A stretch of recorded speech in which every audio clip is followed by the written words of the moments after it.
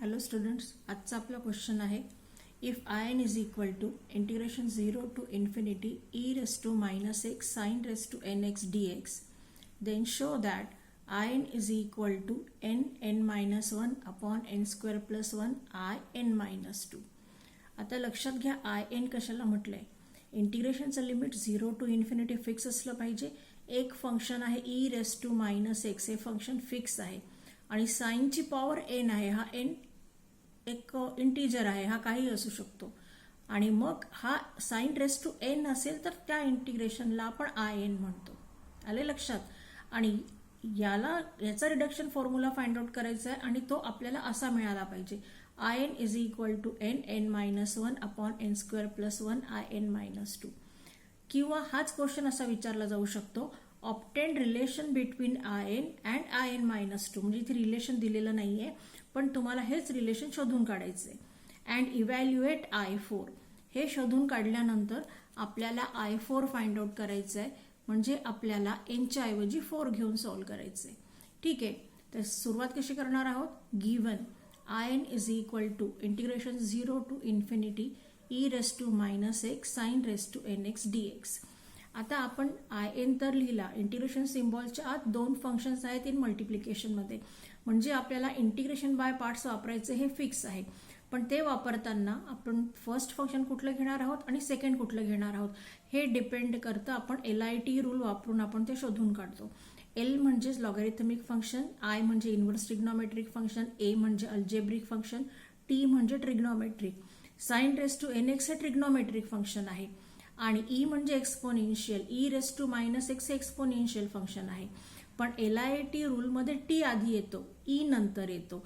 म्हणजेच इंटिग्रेशन करताना trigonometric function आधी घ्यायचं, एक्सपोनेन्शियल नंतर घ्यायचंय. याचा अर्थ तुमचा यू असणार आहे sine raise to n x आणि तुमचा व्ही असणार आहे e raise to minus x. पण इथे लिहिताना उलट दिलेलं, e raise to minus x आधी आहे. म्हणजे आपल्याला ही ऑर्डर चेंज करावी लागेल.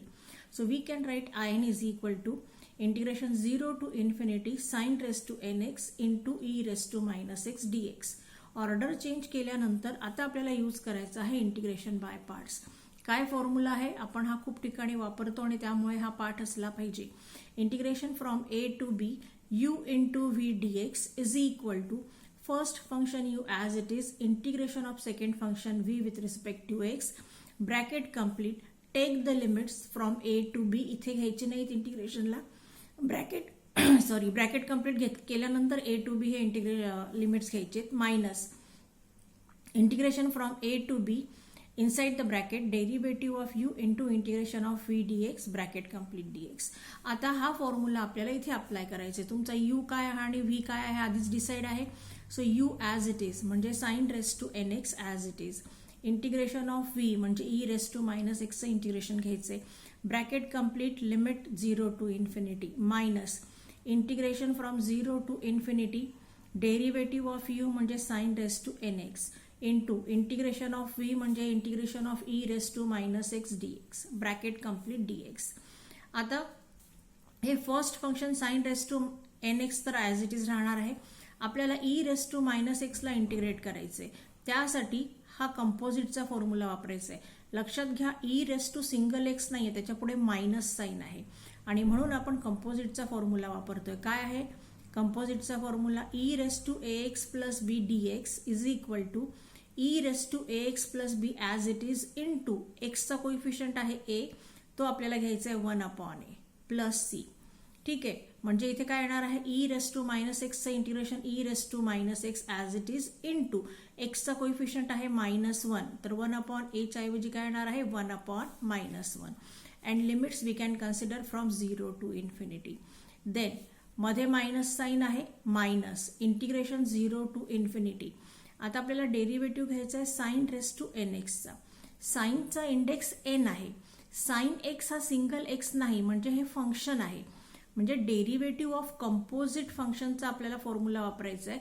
म्हणजे derivative of f of x raise to एनचा फॉर्म्युला वापरायचा आहे. काय आहे formula. N as it is. इंडेक्सला एन असेल तर तो एन ॲज इट इज घ्यायचा आहे. Function raise to n minus 1. इथे इंडेक्सला एन आहे तो पुढे येणार मग function raise to n minus 1 म्हणजे साइन एक्स फंक्शन आहे आणि त्याचा इंडेक्स 1 ने कमी करायचा आहे म्हणजे n minus 1 into F dash x म्हणजे जे फंक्शन आहे त्याला डिफरन्शिएट करायचे म्हणजे साइन एक्सचा डेरिव्हेटिव्ह घ्यायचा आहे d d x of sine x into इथे ई रेस टू मायनस एक्सला इंटिग्रेट करायचे म्हणजे सेम फॉर्म्युला म्हणजे सेम आन्सर येणार e raise to minus x into 1/-1 dx. ठीक आहे. आता आपल्याला इथे अप्पर आणि लोअर लिमिट सबस्टिट्यूट करावे लागतील कारण फर्स्ट ब्रॅकेट सॉल्व्ह झाला इथे कुठेही इंटिग्रेशन किंवा डेरिव्हेटिव्हचा फॉर्म्युला उरलेला नाही. तर ज्या वेळेला तुम्ही इन्फिनिटी कन्सिडर करणार एक्सच्या ऐवजी तर ई रेस टू मायनस इन्फिनिटीची व्हॅल्यू 0 येते त्याच्यामुळे टोटल टर्म तुमची 0 होणार. ज्या वेळेला तुम्ही एक्सच्या ऐवजी 0 सबस्टिट्यूट करणार तर साइन 0ची व्हॅल्यू 0 येणार आणि म्हणून पूर्ण टर्म 0 होणार. म्हणजे अप्पर लिमिट घेतलं काय आणि लोअर लिमिट घेतलं काय तुम्हाला इथे पूर्ण ब्रॅकेट 0च मिळणार आहे. So we can write our next step as आपण नेक्स्ट स्टेप लिहिणार आहोत. इथे सबस्टिट्यूट केल्यानंतर अप्पर आणि लोअर लिमिट आपल्याला 0च मिळणार आहे. हा मायनस n कॉन्स्टंट आहे तो मी बाहेर काढलाय पण ही निगेटिव्ह साइन आणि इथे e raise to minus x into 1/-1 मिळाला होता. ही मायनस साइन आणि ही मायनस साइन होणार आहे प्लस हा n बाहेर काढलाय sine x raise to n-1 असाच्या असा लिहिलाय. डेरिव्हेटिव्ह ऑफ साइन एक्स काय असणार आहे कॉस एक्स आणि हा e raise to minus x dx. ठीक आहे. आता फर्स्ट टर्म तर 0 झाली पुढे n आहे पण इंटिग्रेशन सिम्बॉलच्या आत जे काही फंक्शन मिळालेलं आहे त्याला तुम्ही ओरिजिनल in म्हणू शकत नाही. हा तुमचा in आहे का नाही. in मध्ये काय घेतलं होतं आपण in म्हणजे काय आपलं फक्त e raise to minus x आणि sine raise to n x म्हणजे in आहे. इथे साइन रेस टू n-1 आहे कॉस एक्स पण आहे. मग आपण काय करणार आहोत परत इंटिग्रेशन सिम्बॉलच्या आत तीन फंक्शन आहेत ऍक्च्युली पण या दोन फंक्शनला एकत्र यू म्हणणार आहोत कारण हे दोन्ही ट्रिग्नोमेट्रिक फंक्शन आहेत आणि ई रेस टू मायनस एक्सला व्ही म्हणणार आहोत आणि परत आपल्याला यूज करायचं आहे इंटिग्रेशन बाय पार्ट्स. ते यूज करताना एक लक्षात घ्यायचं आहे इंटिग्रेशन करताना आपल्याला 2 टर्म्स मिळणार आहेत पण n हा दोन्ही टर्मच्या बाहेर असणार आहे आणि म्हणून कर्ली ब्रॅकेटमध्ये आपण आन्सर लिहिणार आहोत. हा n बाहेर काय आहे u इंटू व्ही म्हणजेच integration by parts. First function म्हणजे u as it is. Integration of second म्हणजे integration of e raise to minus x dx. Limit तेच आहे 0 to infinity minus integration 0 to infinity derivative of first function म्हणजे sine x raise to n-1 into cos x. हे पण महत्वाचे. हा दोन्ही function एकत्र घ्यायचे त्यांना डिफरन्शिएट करायचे इंटू इंटिग्रेशन ऑफ व्ही म्हणजे integration of e raise to minus x dx. ठीक आहे. आता काय करायचं आपल्याला पुढची टर्म म्हणजे युजिंग आधी हे फंक्शन ॲज इट इज लिहिलंय sine x raise to n-1 into cos x. याचं इंटिग्रेशन मागे पण आपण बघितलं होतं e raise to minus x एक्सचा कोइफिशियंट -1 तो डिनॉमिनेटरमध्ये येणार. Limits from 0 to infinity. ठीक आहे. मायनस आता इथे आपल्याला u इंटू व्ही रूल वापरायचा आहे डिफरन्शिएशनसाठी ज्याला आपण इन जनरल प्रॉडक्ट रूल म्हणतो. काय आहे प्रॉडक्ट रूल इथे लिहून दिलाय. First function u as it is derivative of second plus second function as it is derivative of first function. तर इंटिग्रेशन सिम्बॉलच्या आत तुमचं फर्स्ट फंक्शन म्हणजे sine x raise to -1 as it is derivative of second म्हणजे derivative of cos x plus second function म्हणजे cos x as it is derivative of first function म्हणजे derivative of sine x raise to n-1 bracket complete into आता हे integration मी इथे खाली लिहिलंय e raise to minus x into 1/x coefficient -1 आणि मग dx. इथे जे इंटिग्रेशन आहे तेच इथे येणार आहे. ठीक आहे. आता फर्स्ट टर्म तुमची सॉल्व्ह झाली आहे. फर्स्ट टर्म सॉल्व्ह झाली आहे तुम्ही परत इथे अप्पर लिमिट घेतलं एक्सच्या ऐवजी तर परत ई रेस टू मायनस इन्फिनिटीची व्हॅल्यू तुम्हाला काय मिळणार आहे 0. एक्सच्या ऐवजी तुम्ही लोअर लिमिट 0 घेतला तर इथे फर्स्ट फंक्शन आहे साइन आणि साइन 0ची व्हॅल्यू काय असणार आहे परत 0 म्हणजे टोटल टर्म तुमची 0च होणार. तो 0 मी इथे लिहिला आहे बरोबर आहे.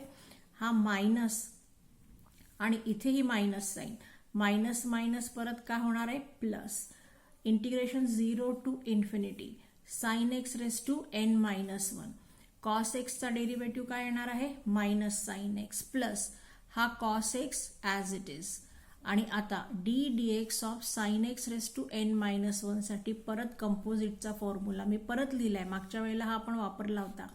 D d x of f of x raise to n असेल तर एन पुढे घेतो. इथे sine x raise to n minus one आहे. इथे एन होता तर एन पुढे आला. इथे एन मायनस वन आहे तर एन मायनस वन पुढे येणार. Function raise to n minus one. इथे sine x raise to already n minus one आहे, त्यातून वन मायनस करायचं into f dash x. F dash x म्हणजे फंक्शनला डिफरन्शिएट करायचे, बरोबर आहे. तुमचं फंक्शन काय आहे, साइन एक्स, म्हणजे साइन एक्सला डिफरन्शिएट करायचे इन टू हा e raise to minus x multiply करायचं आहे डी एक्स. ही मायनस साईन ऑलरेडी आपण पुढे घेतली म्हणून इथे प्लस लिहिलंय, बरोबर आहे. आता पुढच्या स्टेपला काय होईल, हा एन ॲज इट इज बाहेर ठेवलाय. त्यानंतर ही एक टर्म 0 झाल्यामुळे आता ब्रॅकेट काढण्याची गरज नाही. एन आणि ही एवढी इंटिग्रेशनच राहणार आहे. साइन्सची पॉवर इथे आहे एन मायनस वन आणि इथे साइन एक्सची पॉवर आहे 1. तर दोन्ही इंडायसेसची ॲडिशन केली तर n minus one plus one म्हणजे साइन रेस टू एन उरणार. पण ही निगेटिव्ह साइन इथे आहे, ती इथे मी बाहेर लिहिली आहे, बरोबर आहे. ही मायनस साइन बाहेर लिहिली आहे. त्यानंतर प्लस हा एन मायनस वन पुढे लिहिला आहे. साइन रेस टू इथे मिळणार आहे एन मायनस टू आणि हा कॉस एक्स आणि डेरिव्हेटिव्ह ऑफ साइन एक्स म्हणजे कॉस एक्स. हा दोन्ही cos x into cos x म्हणजे काय मिळणार आहे, कॉस स्क्वेअर एक्स.